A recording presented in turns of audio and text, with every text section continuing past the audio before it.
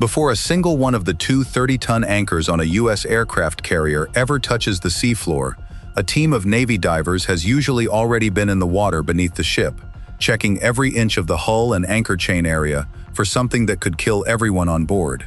Not a shark, not a rock, a bomb, deliberately attached underwater by someone who was never supposed to get close enough to try. This is the hidden side of anchoring one of the largest warships on Earth. Every time a carrier drops anchor near a foreign port, especially anywhere near a coastline the Navy considers high risk, that giant anchor and its massive chain become a genuine security vulnerability, a fixed point where something, or someone, could try to attach itself to a $13 billion ship. It sounds almost unbelievable that something as simple as an anchor could represent a weak point on the most powerful warship in the world. But it's exactly that combination, enormous size and a single fixed location, that makes anchoring one of the tensest moments in the entire deployment cycle. Most people watching a carrier glide into a harbor never think twice about the moment that anchor actually goes down. It looks routine, almost boring compared to jets launching off the flight deck. But behind that quiet, unremarkable splash is an entire security operation most viewers never see. Hours of preparation compressed into a single, seemingly simple action.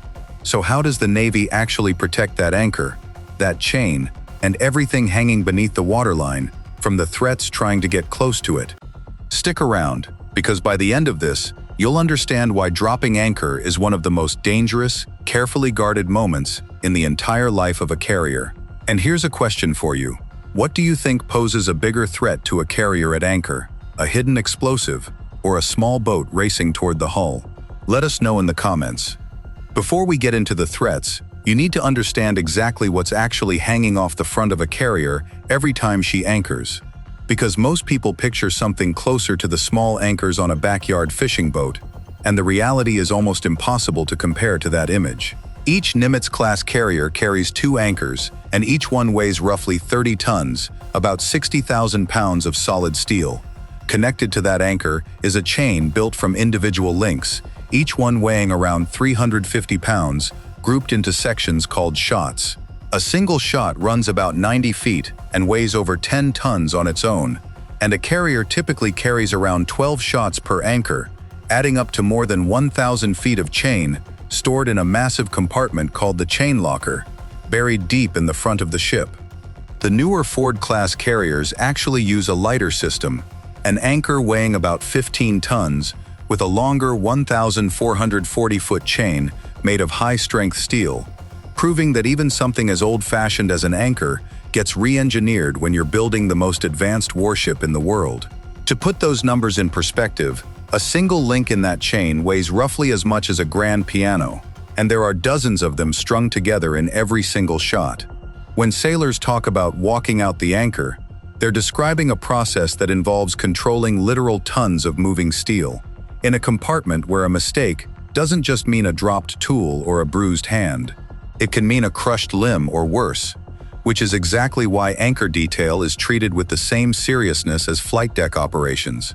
Despite happening in a part of the ship most visitors never even see, raising or lowering that much steel isn't something a few sailors do by hand. It requires a machine called a windlass, powerful enough to reel in tons of chain link by link, while sailors stationed in the forecastle, the compartment at the very front of the ship, monitor every foot of chain as it pays out or comes back in. It's loud, physically demanding work, and mistakes here aren't small. A chain link failing under tension, or a sailor caught in the wrong spot as thousands of pounds of steel suddenly shift, can be fatal in an instant. The forecastle itself is a strange, echoing space, dominated by the enormous windlass machinery and the deep, rhythmic clank of chain feeding through steel guides as thick as a person's arm. Sailors assigned to anchor detail train extensively before they're ever trusted to stand watch during an actual anchoring evolution, learning hand signals, communication procedures, and emergency stop protocols that have to become second nature, because once that chain starts moving, there's no gentle way to pause it mid-motion if something goes wrong. Veteran boatswain's mates, the sailors who specialize in this exact kind of seamanship, describe a distinct respect that develops for the anchor system over time. Not fear exactly, but a permanent awareness that they're working alongside something that could kill them in half a second if they stopped paying attention. To understand why the Navy takes anchor and hull security so seriously today, you have to go back to October 12, 2000. In the harbor of Aden, Yemen, the USS Cole, a Navy destroyer, was moored for a routine refueling stop when a small boat, loaded with explosives and piloted by two suicide bombers, pulled up alongside the hull. The bombers offered friendly waves to sailors on deck moments before detonating their boat, tearing a 40-foot hole straight through the side of the ship. 17 American sailors were killed and dozens more were injured in one of the deadliest attacks against a U.S. Navy vessel since World War II. Investigators later confirmed the attack was carried out by Al-Qaeda, and it's now widely viewed as one of the earliest warning signs of the larger terrorist threat that would strike America again less than a year later, on September 11th. What makes the Cole attack especially haunting, looking back, is how ordinary that morning felt, right up until the moment it wasn't. Refueling stops in Aden were routine by that point, something Navy ships had done dozens of times before without incident. Sailors on deck saw a small boat approaching and, by several accounts, some even waved back, assuming it was simply part of the normal harbor traffic helping the ship with its mooring lines. That single assumption, that a small boat approaching a warship in broad daylight posed no threat, is exactly the vulnerability the entire security doctrine has been rebuilt around ever since. That single attack completely rewrote how the Navy protects its ships whenever they're sitting still, whether tied up at a pier or anchored offshore. Before the Cole, force protection during routine port visits and refueling stops simply wasn't treated with the same urgency as combat operations. After it, everything changed. Ships anchoring or mooring near any coastline considered even moderately risky now do so under strict security protocols, and a stationary, anchored ship, tethered to one fixed spot by a chain that can't just be reeled in and moved in seconds, is recognized as one of the most vulnerable positions a warship can be in. This is where Navy divers and explosive ordnance disposal, or EOD, teams come in, and their job here is about as high stakes as it gets. Before a carrier anchors in higher-risk waters, EOD divers are often sent into the water first, searching the hull, the anchor chain area, and the surrounding seabed for anything that shouldn't be there. Their biggest concern is something called a limpet mine, a small explosive device designed to be magnetically or manually attached directly to a ship's hull underwater, close enough to the surface to cause catastrophic damage, but hidden well enough that a crew looking down from the deck would never spot it. These divers are trained specifically to search for, identify, and safely disable exactly this kind of threat, using specialized rebreathing equipment that doesn't release telltale air bubbles to the surface, allowing them to work discreetly in contested or unfamiliar waters. Becoming one of these divers is its own grueling process. Candidates first have to pass a demanding physical screening test just to enter the pipeline, then survive months of pool and open water training designed specifically to weed out anyone who can't stay calm under real pressure. From there, it's on to a lengthy explosive ordnance disposal school, where candidates learn to identify and render safe everything from decades-old unexploded wartime ordnance to modern improvised devices, chemical threats, and even nuclear hazards.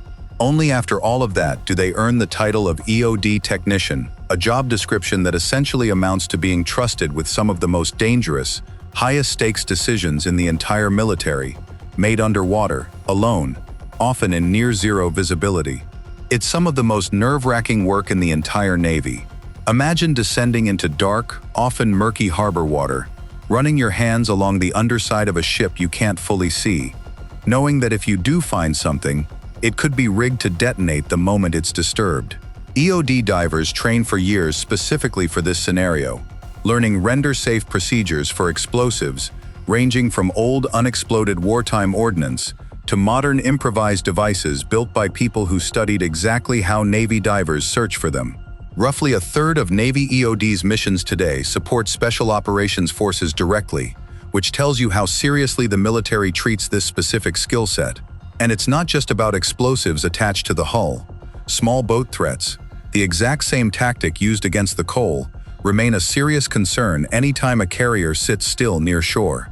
Security teams keep armed patrol boats circling the ship, watch stations scan the water constantly, and strict standoff distances are enforced around any anchored vessel, with clear rules of engagement for boats that approach too fast or ignore warnings. An anchored carrier essentially becomes the center of its own small security perimeter, watched from the water, the air, and the deck simultaneously, for as long as that anchor stays down. Sailors assigned to these security details spend hours at a time scanning open water, most of it uneventful, some of it tense enough to keep a person's heart rate elevated the entire watch. A fishing boat drifting slightly too close, a small craft that seems to be lingering without an obvious reason. Every one of those situations has to be evaluated in real time, weighing the very real possibility of an innocent local fisherman against the very real memory of what happened in Aden Harbor. That's an enormous amount of pressure to place on young sailors staring through binoculars at boats that, 9 times out of 10, turn out to be exactly what they appear to be. But it only takes one time for that assumption to be wrong, which is precisely why the watch never gets treated as routine, no matter how many uneventful days come before it. Not every intruder trying to get onto a carrier's anchor chain is a person. Some of the most persistent threats come from the ocean itself. Anchor chains sitting in seawater for extended periods become prime real estate for marine growth, barnacles, mussels, and other organisms that latch onto steel and slowly build up layer after layer over months at sea. This isn't just unsightly. Heavy marine growth adds real weight to a chain that already weighs tons, can interfere with how smoothly it feeds through the windlass, and accelerates corrosion in ways that weaken the steel over time. Salt water itself is relentless, chewing away at exposed metal every single day a ship is deployed, which is why anchor chains and fittings get inspected constantly and often need replacement or heavy maintenance far sooner than most people would expect for something built out of solid steel. Maintenance crews responsible for the anchor system spend hours running detailed inspections along sections of chain every time it comes back aboard, checking for pitting, cracked welds, or links that have thinned dangerously from years of corrosion. It's unglamorous, physically dirty work, crawling along a chain locker covered in rust flakes and dried salt, but it's every bit as critical to the ship's safety as anything happening on the flight deck above. A single weakened link, hidden among hundreds of healthy ones, could fail under load at exactly the wrong moment, and there's no way to catch that kind of flaw except through the tedious, repetitive process of physically checking every single section by hand. Not every carrier deals with marine growth the same way either. Ships spending long stretches in warmer tropical waters, where organisms grow faster and more aggressively, often need far more frequent chain inspections than those operating primarily in colder northern waters. Maintenance schedules get adjusted based on where a ship has actually been deployed, not just a generic calendar timeline, because a chain that spent 6 months anchored in the warm waters of the Persian Gulf will likely need attention sooner than one that spent the same period in the North Atlantic. It's one more small example of how something as seemingly simple as an anchor chain actually demands constant, location-specific judgment calls from the crew responsible for it. Debris poses its own quieter danger. Fishing nets, ropes, cables, and general ocean trash can drift into an anchor chain and wrap around it, especially in busy coastal waters, near major shipping lanes or fishing grounds. A tangled chain doesn't just look messy, it can jam machinery, prevent an anchor from being raised cleanly in an emergency, or put unexpected strain on a system that was engineered for very specific, predictable loads. Sailors working anchor detail have to stay alert not just for explosives and hostile boats, but for the mundane, unglamorous reality of pulling up a chain that's suddenly heavier or moving stranger than it should be. Because on a ship this size, even something as simple as floating rope can become a genuine operational problem if it's ignored.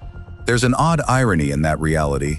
A ship engineered to withstand missile strikes, hurricanes, and combat damage can still find itself dealing with something as ordinary as a tangled fishing net, a problem no different in principle from the kind a small recreational boater might run into, just scaled up to a size that requires a crane and a specialized team to sort out. It's a reminder that no matter how advanced the technology on board becomes, a carrier is still, at its core, a ship, subject to the same basic physical annoyances that have plagued sailors for centuries, just amplified by a hull the size of a small city. Long before a single diver enters the water, someone has to actually decide it's worth anchoring at all, and that decision carries its own weight. Commanding officers and force protection teams weigh intelligence reports, local threat assessments, and recent activity in the region before ever approving an anchorage near a foreign coastline. In genuinely high-risk waters, the Navy may choose to avoid anchoring entirely, opting instead for underway replenishment further out at sea, even if it's less convenient, simply because a moving ship is a dramatically harder target than a stationary one. When anchoring is approved, it typically comes with a full security plan attached, dive sweeps, patrol schedules, standoff zones, and clear rules for what happens if any of those defenses are tested, all worked out before the anchor windlass ever engages. Even the choice of exact anchorage location within a harbor can factor into this planning, since some spots offer natural advantages, better sightlines, easier patrol routes, or simply more distance from populated shoreline that make a small but meaningful difference in overall security. That planning process reflects a lesson the Navy learned the hard way. Convenience and tradition used to weigh heavily in these decisions. A routine fuel stop in a familiar harbor rarely triggered a second thought. Today, every single anchorage decision gets treated as a fresh risk calculation, informed by current intelligence rather than past habit, precisely because the crew of the Cole proved just how quickly routine can turn into catastrophe. None of this security happens automatically. It happens because of specific people doing specific, dangerous jobs, often in total silence, far below the waterline, where nobody on deck can see them. Picture the EOD diver, alone in murky harbor water, methodically working his way along a hull the length of 3 football fields, aware that a single mistake could end not just his life, but the lives of thousands of sailors sleeping just a few decks above him. Picture the sailors on anchor detail in the forecastle, watching tons of chain feed past them link by link, ready to react instantly if something jams, snaps, or simply doesn't look right. These aren't jobs that get much attention in recruiting commercials or news coverage. They're quiet, technical, unglamorous roles, and yet they're often the very first and last line of defense, standing between a $13 billion warship and a threat most of the crew will never even know came close. Most of the sailors sleeping soundly in their racks that night will never hear about the diver who spent 45 minutes underwater that morning, methodically clearing the hull before the anchor was ever cleared to drop. They'll never know the exact moment a security boat flagged an approaching vessel and radioed for a closer look, or the tense few seconds before that vessel turned out to be nothing more than local fishermen heading home. That invisibility is, in a strange way, the entire point. The system is working exactly as designed when nobody on board even notices it happened. That's a strange kind of professional satisfaction to chase after, succeeding at a job specifically defined by nobody ever finding out you did it. A diver who clears a hull without incident doesn't get a parade or a headline. He gets to surface, towel off, file a report, and move on to the next task, knowing the only reward for a job done perfectly is that absolutely nothing happened. In most professions, invisible success like that would be frustrating. In this one, it's exactly the outcome everyone is working toward, every single time. There's a kind of trust required here that's hard to fully explain to anyone who hasn't served. The sailors sleeping in berthing compartments near the bow have no idea, most nights, whether divers swept that anchorage that morning or not. They simply trust that somewhere in the chain of command, someone did their job, checked the water, secured the perimeter, and made the call that it was safe to drop anchor. That trust, built on procedures written in blood after tragedies like the Cole, is really what keeps an anchored carrier safe more than any single piece of technology ever could. It's a strange kind of faith to place in strangers, but it's exactly the same faith every sailor extends to the person standing next to them, on any part of the ship, in any job, every single day of a deployment. So the next time you see footage of a massive aircraft carrier sitting calmly at anchor, remember what actually happened before that anchor ever hit the seafloor. Divers likely swept the hull and surrounding water for explosives. Security boats likely patrolled a protective perimeter around the ship for hours beforehand. Sailors in the forecastle carefully guided tons of steel chain into position, watching for snags, debris, or mechanical failure the entire time. And somewhere in the back of every person involved in that process is the memory of 17 sailors who never got the chance to benefit from procedures that didn't exist yet in October 2000. It's worth sitting with that for a moment. Every single protocol described here, the dive sweeps, the patrol boats, the standoff distances, the strict rules of engagement, exists because a ship full of sailors paid an unimaginable price to expose a gap nobody had fully considered before. That's true of a lot of military procedure, if you look closely enough. Rules that feel almost excessive from the outside usually trace back to a specific moment when the absence of that exact rule cost someone their life. The Navy doesn't build security protocols this elaborate out of paranoia. It builds them out of memory, and that memory gets passed down deliberately, not left to chance. New sailors reporting aboard a carrier for the first time often go through some version of force protection training that references the Cole directly, not as a distant historical footnote, but as the specific reason certain watches exist, certain checklists get followed exactly as written, and certain shortcuts never get taken, no matter how routine a port visit starts to feel after the 10th or 11th time. It's history taught not for its own sake, but because forgetting it, even slightly, is exactly how the next tragedy finds its opening. Because at the end of the day, an anchor isn't just a piece of steel holding a ship in place. It's a fixed, vulnerable point that the entire crew has to actively defend every single time it's used, in waters that are never guaranteed to be as safe as they look from the deck.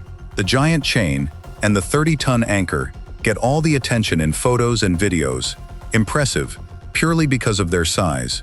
But the real story is everything the Navy does in the water around them, quietly, before that chain ever starts to pay out, to make sure that giant piece of steel is the only thing that ends up attached to the ship.